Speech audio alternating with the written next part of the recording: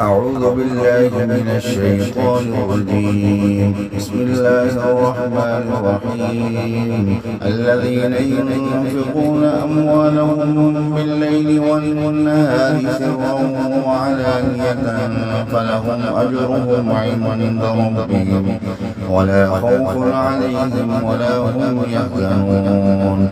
الذين يأكلون الربا لا يقومون إلا كما يقوم الذي يتخبطه الشيطان من المس، ذلك بأنهم قالوا إنما البيع مثل الربا وأحل الله البيع وحرم الربا.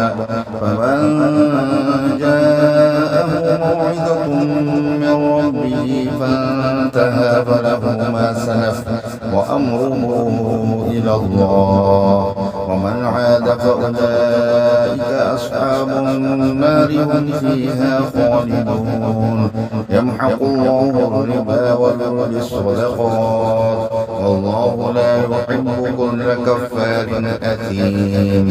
إن الذين آمنوا وعملوا الصالحات وأقاموا الصلاة وآتوا الزكاة لهم أجرهم عند ربهم ولا خوف عليهم ولا هم يحزنون.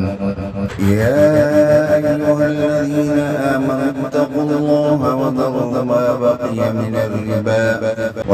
ما بقي من الربا إن كنتم مؤمنين، فإن لم تفعلوا فأذنوا بحرب من الله ورسوله، وإن تبتم فلكم رؤوس أموالكم لا تظلمون ولا تظلمون، وإن كان ذو عسرة فنظرة إلى ميسرة، وأن تصدقوا خير لكم إن كنتم تعلمون.